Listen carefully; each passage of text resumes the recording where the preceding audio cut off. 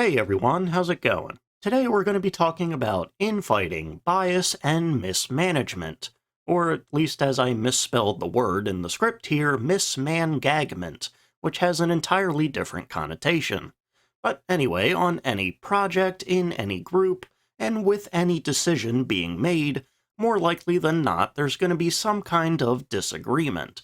One person or persons is going to prefer one solution over another, while another person prefers this solution, and a third person prefers that solution. Ideally, with this kind of disagreement, all of the parties or entities can then come together, talk through things, debate the positives and negatives, and come out on the other side with the whole of them agreeing on something. That's the ideal situation anyway, and rarely are things ever ideal. People on one side of the issue basically then just get angry at the other side for not seeing things their way, not wanting to do things their way, and likely they then try to undermine the other side any way they can. Even if one side shows their solution to be correct, personal bias and pride prevents the other side from admitting that. Believe me, as somebody who's never been wrong about anything ever, it's hard to admit when you're wrong. Then, if all that headache isn't enough, when the project actually begins, it actually has to be managed properly and efficiently. And whether it be due to efforts to cut corners, or maybe some sabotage from that earlier infighting, the project doesn't go smoothly, and ends up an effective shell of what it could have been. The project, to be its very best, often simply needs everybody to work together as a whole. The almost opposite of this idea can probably be seen in the government of Nazi Germany before and during World War II. While they were an authoritarian government controlled by a singular individual, which, at least in concept, kind of forces things to be streamlined, they were incredibly plagued by infighting and various governmental leaders jockeying for power and clout, largely playing into the whole idea of social Darwinism, while also ensuring that people were much too preoccupied with fighting each other rather than attempting to challenge Hitler's power. Many in the German government were given orders that directly conflicted with the orders of others. Two groups may have been ordered to work on the same project, but in a way that actually conflicted with each other. Conceptually anyway, this meant that only the very best ideas would rise to the top and become successful, leaving all of the lesser ideas in the dirt. In reality, though, this largely meant that there was a lot of unnecessary waste and conflict that really should have been avoided. And, of course, all of this infighting extended over into the Luftwaffe and the German military, with conflicts abound on what weapons to produce, what tactics to employ, etc., etc. Our subject for today is a pretty solid German aircraft that German pilots apparently quite liked, that was also the victim of infighting and personal bias that prevented it from really flourishing. This is the so-called Eagle Owl. This is the Heinkel He-219 Uhu. The story for the Uwu here starts back in 1940 with a private venture from aviation company Heinkel in their personal pursuit of a high-power multi-role aircraft, effectively what would be their version of the Junkers Ju-88, that could be modified to do just about anything. As this was a private venture, and not a state-requested venture, Heinkel would elect to design a more innovative and complex plane. They weren't restricted by regulations or other entities, so they could ideally make the best thing that they could think of. So Heinkel's so-called Project 1060, or 1064, would include a pressurized cabin, ejector seats, tricycle landing gear with a steerable nose wheel, and remote-controlled rear defensive turrets. Such features would be more commonplace later on, but for 1940, a design with all of these features was certainly ambitious. When Heinkel presented this design to the German Air Ministry, though, it was quickly rejected. There were two significant reasons why the design was rejected so quickly, one of them practical, one of them very stupid. The practical reason was that having a multitude of uncommon or innovative design features made the design overly complex, and overall time and resource intensive. The stupid reason was that the tricycle landing gear with the steerable nose wheel was viewed as being a more American concept, and they didn't want something so American in their aircraft. Bias, prejudice, pride, whatever you want to call it, Germany didn't want to look like they were copying American designs. Largely for the former reason, though, the Heinkel design was rejected, and for over a year the project would lay dormant, collecting dust and preparing to be relegated to the dustbin of history. However, into 1941, the military situation Germany found themselves in was quite different than what was probably expected in early to mid-1940. While they had hoped to bring Britain to heel in the Battle of Britain, this would never come to fruition, and Britain not only remained in the war, but increased their strikes on Germany and German-controlled areas. Attacking both military targets and civilian targets, British bombers, largely flying at night, increasingly would make their presence felt. Early on in these British bombing runs, Germany could relatively comfortably rely on the Bf-110 and Ju-88s that were converted into night fighters to defend their skies. But as Britain both increased their bomber production and introduced more powerful aircraft, these once sufficient planes would slowly see their effectiveness dwindle. Initially, though, the Luftwaffe command didn't seem to care all that much, apart from just one man, general of the night fighter forces, Josef Kammhuber. Kammhuber saw that something would have to change. Their current stable, while still decently effective at destroying enemy bombers, was beginning to lose some of its effectiveness, and such a problem would only get worse if something wasn't done soon. So Kammhuber and his personal team would prepare a memo calling for the Luftwaffe and Reich Air Ministry to invest in a new, dedicated, improved night fighter design that could put a stop to this problem before it really became a problem. Despite him being the general of the night fighter forces and having more direct knowledge on this situation, the Air Ministry didn't see a problem yet. I mean, sure, British bombers were becoming more prevalent, but their current stable of night fighters was still having success. Why push for a new night fighter design if what they had was just fine? Kammhuber, infuriated that his warning was being ignored, used his military status to get a personal meeting with Hitler. And while Hitler wasn't exactly a master tactician or military mind, he would come away from that meeting convinced that Germany needed to do something about its night fighters, and he would give Kammhuber some special authority to effectively force the production of a new night fighter design, any of his personal choosing. Kammhuber would end up selecting Heinkel's Project 1064 design, now known as the HE-219, with its more innovative features, and proposed two Daimler-Benz DB603G engines with roughly 1900 horsepower apiece. Kammhuber believed that he had found the perfect plane.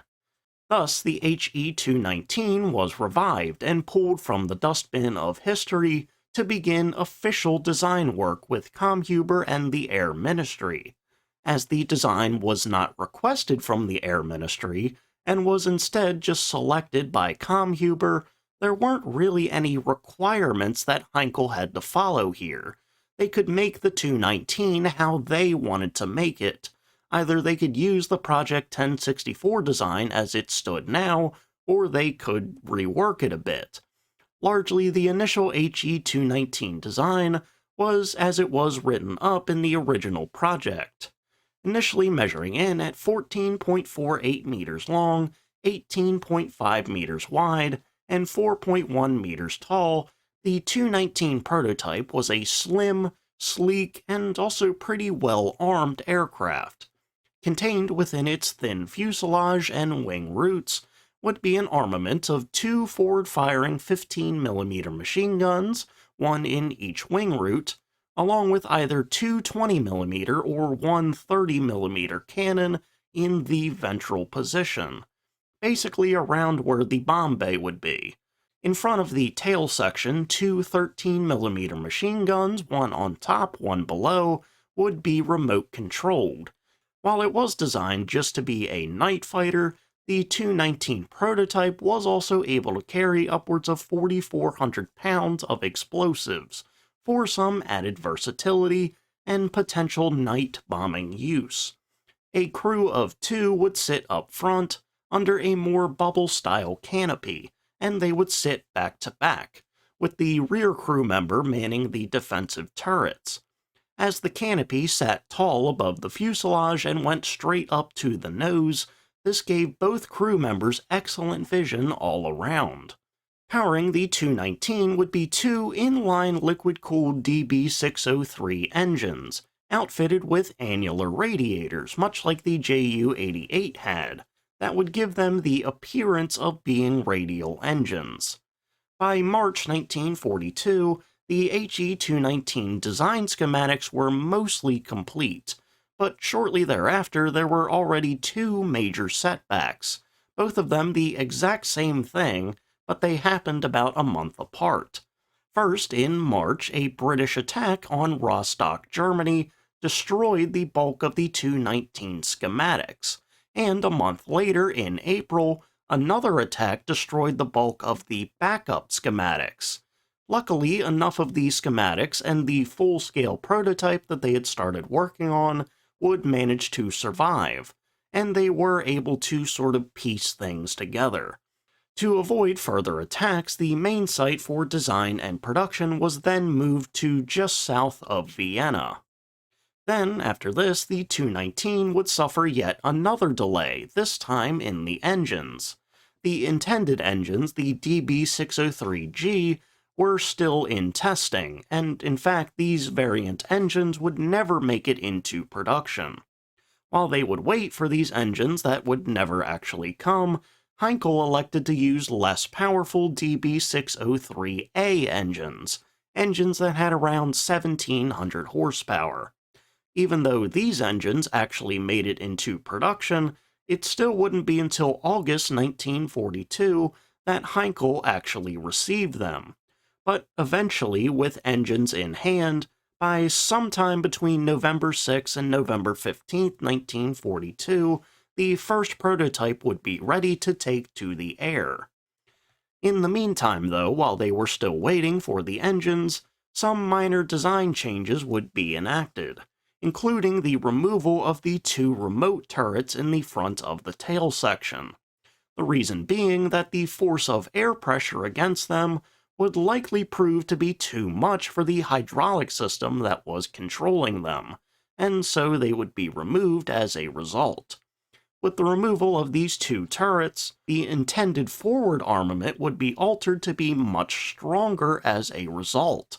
Instead of two 15mm machine guns in the wing roots, it was now two 20mm cannons in the roots, along with four 20 or 30mm cannons in that ventral position. Effectively, the 219 was now to have 6 forward-firing cannons, an absolutely devastating armament that also probably added a lot of weight, to be sure, but the power it offered was enticing. In the initial flight tests in November, at this time it was only outfitted with the cannons in the wing roots, along with a rear cockpit 13mm machine gun that was later removed, but the performance of the 219 was reportedly excellent. The handling was fantastic, and the top speed was the same.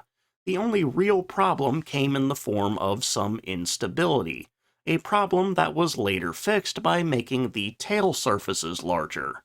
Further flight tests occurred through the end of that year, and the 219, keep in mind still with a lesser armament and a lesser weight as a result, would still manage a top speed upwards of 382 miles an hour, which for a plane that at the time weighed over 25,000 pounds gross was fantastic.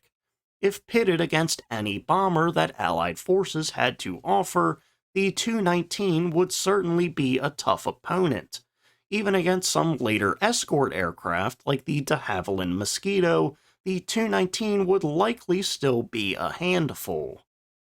However, as the Tu-19 would be showing its excellent potential in prototype testing, and various improvements and alterations would further refine the design, behind the scenes some infighting within the Luftwaffe and Reich Air Ministry threatened to destroy the project entirely. At the time, effectively controlling aircraft production for the entire Luftwaffe was a man by the name of Erhard Milch, and Milch was reported to have great disdain for several of the leading aircraft company leaders and founders, and none of them were apparently hated more by Milch than Ernst Heinkel. Milch also apparently hated Junkers and Messerschmitt quite a lot as well. While I couldn't find an exact reason as to why he hated all these people, I suspect it had to do with his earlier post-World War I job in the airliner business, and some rivalries and competition that was born out of that. Regardless of why Milch hated everybody, because of his intense hatred of Heinkel, even though Comhuber had been given personal authority to push the project through, the Tu-19 would not have an easy path ahead of it, and Milch would continuously try to stall out and kill this project. At the very least, though, Milch would hide his blind hatred for Heinkel with a legitimate reason for denying almost any new plane he felt like rejecting. That reason was the desire to streamline production and produce as many planes as possible with as few hiccups as possible. This basically required the bulk of German production capabilities to focus on just a handful of aircraft, and preferably those aircraft would be very versatile. Even though the Tu-19 appeared to be an incredibly promising night fighter, it was basically just that. It was a night fighter. Milch preferred planes like the Bf-110 and Ju-88, much more versatile, and factories that were already acquainted with its production would make its production much easier. More and more of these planes could be pumped out to do an okay job over a much smaller number of Tu-19s that would do a good job in one role. And honestly, I do think this reasoning certainly makes a lot of sense. Even if Milch did despise Heinkel and the Tu-19, which he absolutely did, he did have a valid reason to deny the project outright, even if it was a good project. However, his repeated denial of the project, from its origin to prototype and beyond, became a bit harder to defend when in early 1943, the Tu-19 would fly a mock combat test against a Dornier Do-217 and a Junkers Ju-188S, an improved version of the Ju-88 that was intended to serve as a heavy fighter. Ideally, the plane that won this combat test would prove itself to be the best option for a new night fighter. I would assume that Milch probably wanted the Ju-188 to win, as it was an improvement on an already existing plane, and it wasn't a product by Heinkel. In this combat test, the field would quickly shrink down to just two, as the Do-217 was quickly eliminated. The Ju-188S and He-219 prototype then engaged in what was apparently quite the match, with the two planes almost evenly matched. However, by the end of it, one of the pilots would concede defeat, and the winner was none other than the He-219. As a result of this victory, the Tu-19 and Heinkel received a new production contract for between 150 and 300 production model Tu-19As. Through the rest of 1943, the Tu-19 project would be a virtual whirlwind, with highs and lows, Delays, redesigns, and some major successes, the project had everything. For some of the design changes, we'll just rapid fire through some of them.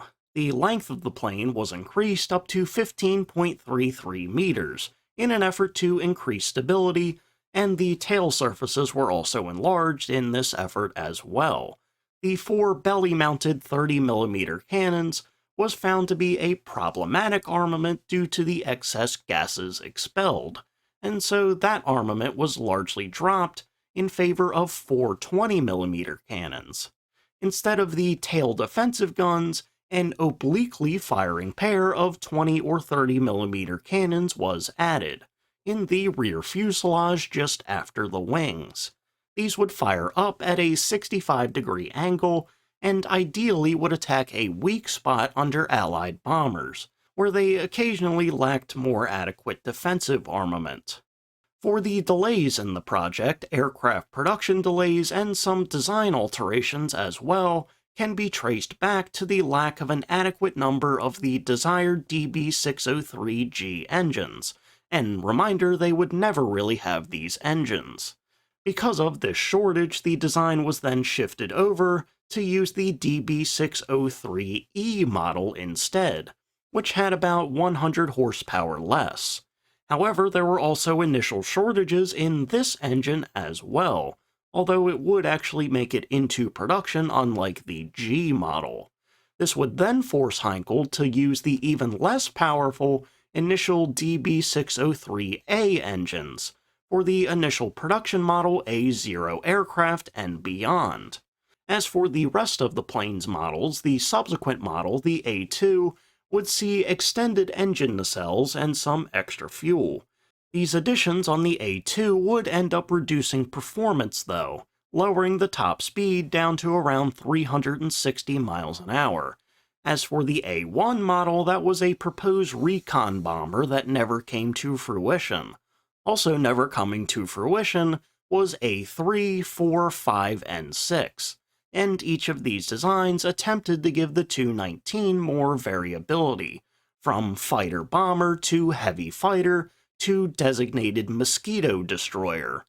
The final model and the effective peak of the Tu-19, the A7 model, actually had the DB603E engines, and with these engines, the top speed would increase up to 416 miles an hour.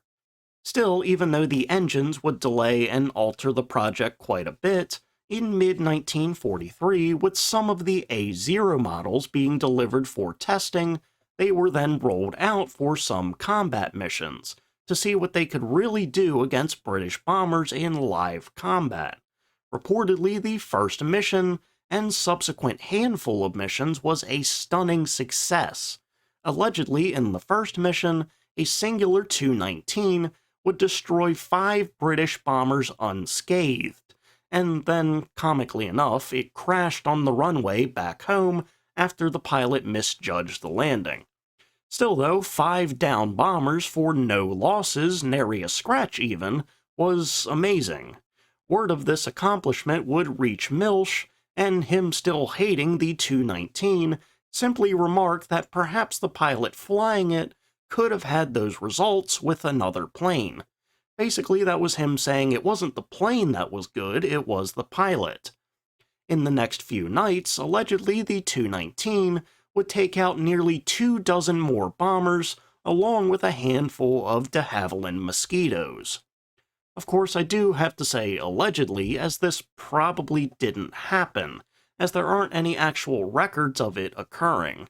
So, more likely than not, this was some exaggeration to promote the plane.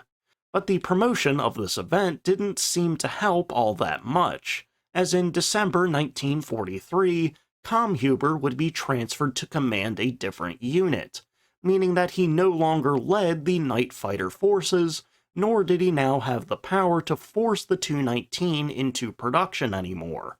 Furthermore, with its successes in the field, it was planned for about 100 of the Tu-19 to be produced every month, but at this time, Heinkel didn't actually have the capability to do this. This would then lead to Milch swooping in and proposing one of 3 options, the project be ceased, the project be reduced, or the project be allowed to continue and they just kinda hope for the best. By May 1944, Milch got his wish, and the project was officially cancelled. But it would have one last little hurrah, as Milch himself was ousted and replaced by Albert Speer, who briefly revived the project. This revival, though, was short-lived, and by late 1944, the project was once again dead. Total estimated production of the Tu-19 was less than 300, although it is possible that more were made due to the fact that a lot of the documentation on the later production of the plane appears to be missing. As for the overall performance and legacy of the plane, limited though it was, we have two conflicting set of opinions. The first set of opinions comes from the German pilots, who apparently loved this plane for its excellent control, higher speed on later models, strong armament, and modern features. On the other hand, we have the opinion of British pilot Eric Brown, and he was far more pessimistic, saying that he found the plane to be quite underpowered and far inferior to something like the Mosquito. And he was right, at least somewhat. The problem with Brown's testimony was that he was flying the A2 model, and that plane had a lower top speed. If he had flown something like the A7, however many of those were out there, his opinion probably would have been different. But overall, because of delays, initial bias, and infighting in the Luftwaffe, the whole HE-219 project never really got a real opportunity at success. And I think for that, the Allied forces can all thank Erhard Milch for sabotaging a solid night fighter and sort of helping the Allied war effort in the process. Erhard Milch, a real American and British hero. Alright, and with that, we're going to go ahead and end for today. So, thank you all for watching. Remember to like, comment, and subscribe. For something completely off topic, the other day I bought this lighter that's from like the 1960s, I think. It's a Salem cigarettes lighter. You can find a lot of them online. It was like $3 when I found it, and it didn't work. But somehow I got it working again, and I'm pretty jazzed about that. Now, I don't smoke or anything, so I can't really use it that way, but I can light a mean candle with it. But anyway, I hope you enjoyed the video, and I hope you learned something. So, see ya.